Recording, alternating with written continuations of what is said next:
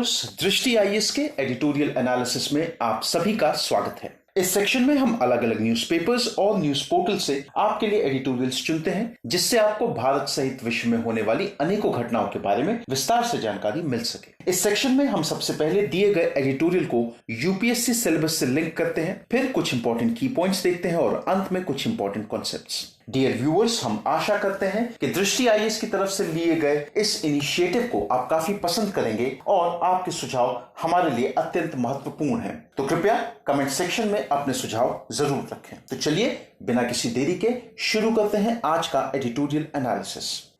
प्रिय व्यूअर, यह वीडियो अंग्रेजी में भी उपलब्ध है। देखना चाहें तो आप हमारे इंग्लिश चैनल दृष्टि आईएएस इंग्लिश पर जाएं। आपकी सुविधा के लिए इस वीडियो के डिस्क्रिप्शन में इंग्लिश वीडियो का लिंक भी दिया गया है।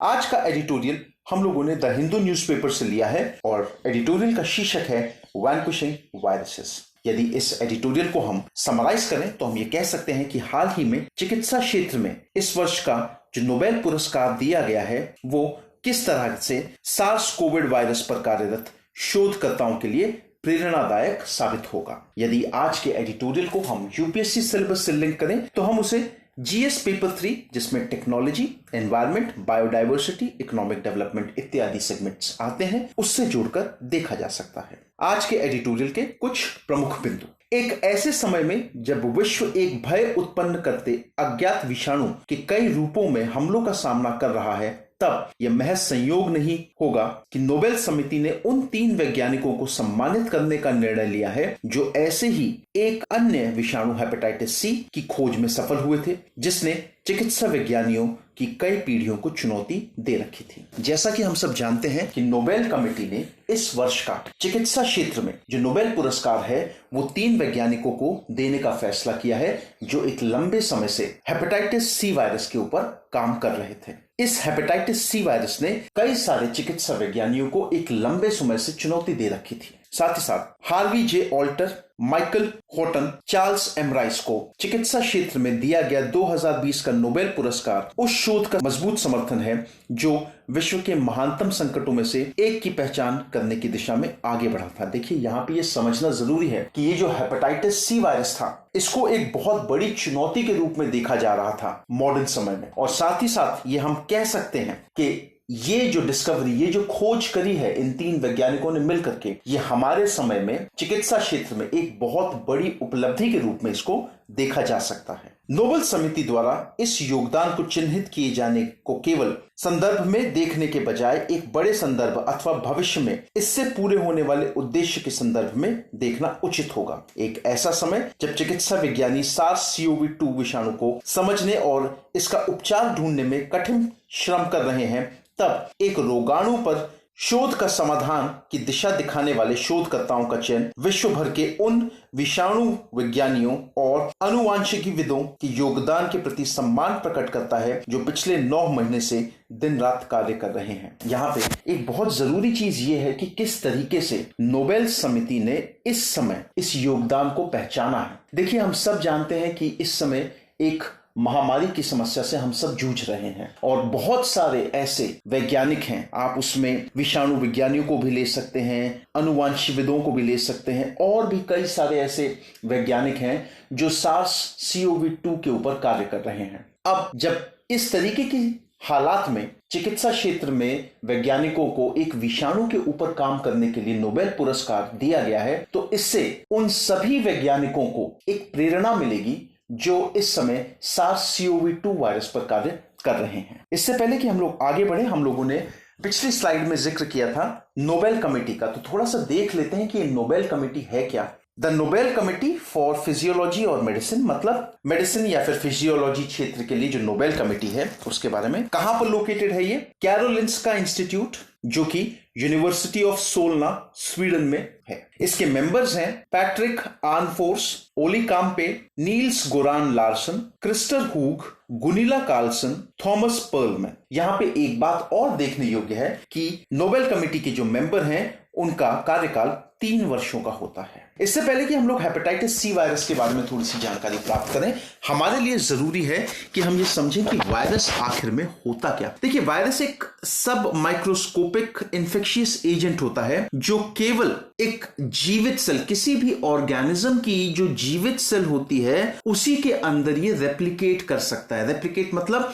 अपने संख्या को बढ़ा सकता है। वायरस देखिए हर तरीके के जो लाइफ फॉर्म्स हैं सबको इन्फेक्ट करता है, चाहे वो एनिमल्स हो, चाहे वो प्लांट्स हो, यहां तक कि माइक्रो ऑर्गेनिजम्स जो होते हैं उनको भी इन्फेक्ट करता है। जैसे ही कोई वायरस किसी लिविंग ऑर्गेनिज्म के शरीर में घुसता है तो वो वायरस उस लिविंग ऑर्गेनिज्म को मजबूर करता है जिससे वो कई सारे आइडेंटिकल कॉपीज बना सके ओरिजिनल वायरस के। मतलब यहां पे देखने वाली बात है कि जैसे ही कोई वायरस शरीर में घुसता है तो जिस शरीर में वो घुसा उस शरीर की जो सेल्स हैं वो उनको मजबूर करता है कि वो उस वायरस की बहुत सारी डुप्लीकेट कॉपियां बनाए जो एकदम उसी के तरीके से हो। जब वायरस किसी शरीर में नहीं होता उस समय अगर हम लोग वायरस की बात करें तो वो कुछ पार्टिकल्स से बना हुआ होता है जो है जेनेटिक मटेरियल। जो जेनेटिक मटेरियल होता है डीएनए, आरएनए, उससे डीएनए जैसे यहां पे कह रहा हूं deoxy ribonucleic acid, RNA ribonucleic acid. दूसरा कैप्सिड। कैप्सिड एक तरीके का प्रोटीन कोट होता है जो जो जेनेटिक मटेरियल है उसको घेर के रहता है। यदि अब मैं कहूं आपसे कि भाई जो कैप्सिड है उसका कार्य क्या है तो आप कह सकते हैं कि कैप्सिड का कार्य होता है कि जो जेनेटिक मटेरियल है वायरस का उसको सराउंड करके, उसको घेर के रखें। साथ ही साथ कुछ केसेस में, कुछ वायरस में हमको वासा यानी कि लिपिड, उसकी भी एक लेयर यहां पे देखने को मिलती है। अब जरा बात करते हैं हेपेटाइटिस सी वायरस के बारे में। हेपेटाइटिस सी वायरस एक छोटा वायरस है जिसका डायमीटर की अगर मैं बात करूं तो वो लगभग 55 से लेकर के 65 नैनोमीटर के बीच में रहता है। सिंगल स्ट्रैंडेड आरएनए वायरस इसमें हम लोग देख सकते हैं। जो जेनेटिक मटेरियल है वो आरएनए है इसमें। यदि हम लोग हेपेटाइटिस सी वायरस की बात करें तो इसकी फैमिली है फ्लावीविरिडे, और यदि हम इसके जीनस की बात करें तो ये आता है हेपाकी वायरस जीनस से। यहां पे एक और बात समझने योग्य है कि ये जो हेपाकी वायरस जीनस है, इस जीनस के कई सारे और वायरस मेंबर्स हमको डॉग्स में, घोड़ों में, बैट्स में और रोडेंट्स जैसे चूहे वगैरह उनमें भी देखने को हमें मिलते हैं। यहां पे अगर आपको याद हो, मैंने पिछली स्लाइड में आपसे बताया कि कुछ वायरस ऐसे होते हैं जिसमें वासा की एक परत होती है। तो ये एक ऐसा वायरस है, हेपेटाइटिस सी वायरस एक ऐसा वायरस है जिसमें आपको वो वासा की परत देखने को मिलेगी। साथ ही साथ उसके अंदर आपको 2 ग्लाइकोप्रोटीन्स भी मिलेंगे जिनके नाम है E1 और E2। अब ये हेपेटाइटिस सी वायरस, इसका इंपैक्ट क्या है, इसका असर क्या है, ये किस तरीके से परेशान करता है लोगों को। Hepatitis C virus generally liver disease cause करता है और ये लिवर डिजीज जो है ये बहुत घातक, बहुत खतरनाक हो सकते हैं। कई केसेस में हम लोग देखेंगे कि ये जो वायरस है बहुत हल्के लेवल की इलनेस भी दे सकता है जो कि कुछ हफ्तों में खत्म हो जाती है, और साथ ही साथ ऐसा भी देखा गया है कि इस वायरस के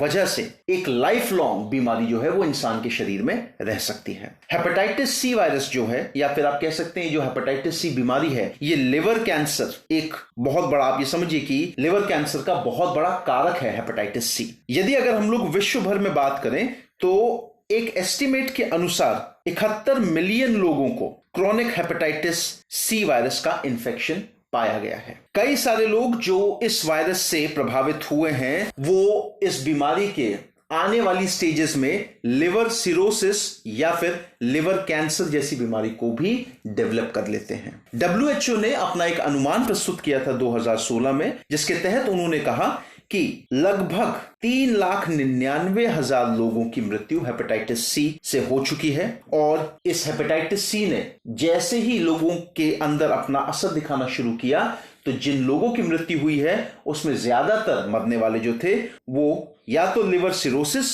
या फिर लिवर कैंसर जैसी बीमारियों से उनकी मृत्यु हुई है।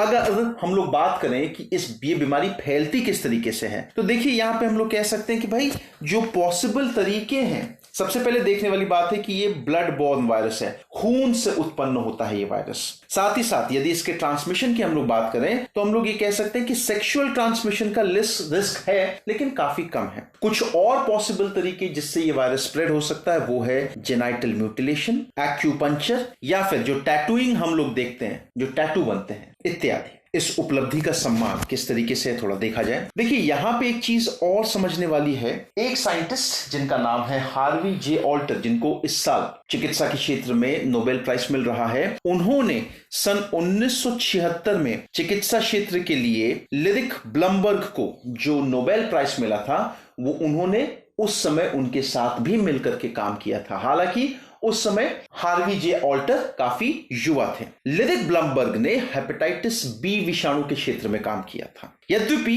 हेपेटाइटिस बी के आइसोलेशन के बाद भी रक्त के माध्यम से प्रसारित होने वाले गंभीर लिवर डिजीज के खतरे को टालने में आंशिक सफलता ही मिली थी। हेपेटाइटिस सी वायरस की खोज के बाद ही इस पर पूरा काबू पाया जा सका। ये देखने वाली बात है कि हेपेटाइटिस बी वायरस उसको जब पता चल गया लोगों को, लेकिन एकदम से आप ये चीज समझिए कि वो एकाएक उसमें कमी नहीं आई। हेपेटाइटिस बी वायरस का जो ट्रांसमिशन था उसको सही तरीके से तभी रोका जा सका जब वैज्ञानिकों ने हेपेटाइटिस सी वायरस के बारे में जानकारी दी।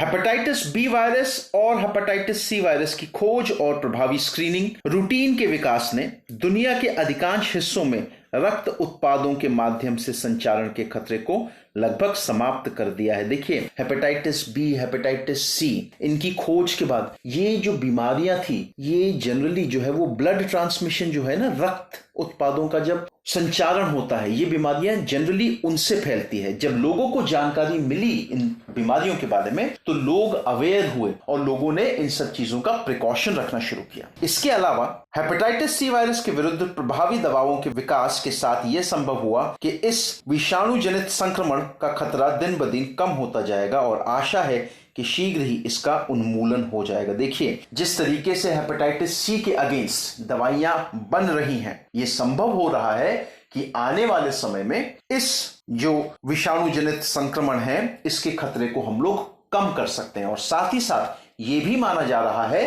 कि एक समय बाद इस बीमारी को पूरी तरीके से एलिमिनेट या फिर आप कह सकते हैं उन्मूलन कर दिया जाएगा। यही कारण है, इसी वजह से इस साल जो नोबेल पुरस्कार दिया गया है रिसर्चर्स को उनके काम के लिए, वो एक विशिष्ट उपलब्धि मानी जा रही है। आगे का रास्ता, नोबेल समिति ने इसे 20वीं शताब्दी की सबसे प्रभावशाली वैज्ञानिक उपलब्धियों में से एक कहा। मैंने आपसे देखिए शुरुआत में ही कहा कि ये उपलब्धि जो है वो ह्यूमैनिटी के लिए एक बहुत खुशखबरी है, बहुत बड़ी खुशखबरी है, एक बहुत बड़ी उपलब्धि है। चिकित्सा क्षेत्र के लिए अन्य नोबेल पुरस्कारों की परंपरा में इन चिकित्सा विज्ञानियों का चयन उन अभूतपूर्व उपलब्धियों का प्रतिनिधित्व करता है जिसने चिकित्सा क्षेत्र में क्रांति ला दी और मानव स्वास्थ्य में व्यापक सुधार हुआ है। देखिए इस तरीके की जो खोज है, जैसे कि अगर हम लोग बात करें, कई सारी ऐसी खतरनाक बीमारियां थी जिनके बारे में लोगों को शुरुआत में जानकारी नहीं थी। धीरे धीरे जैसे जैसे साइंस ने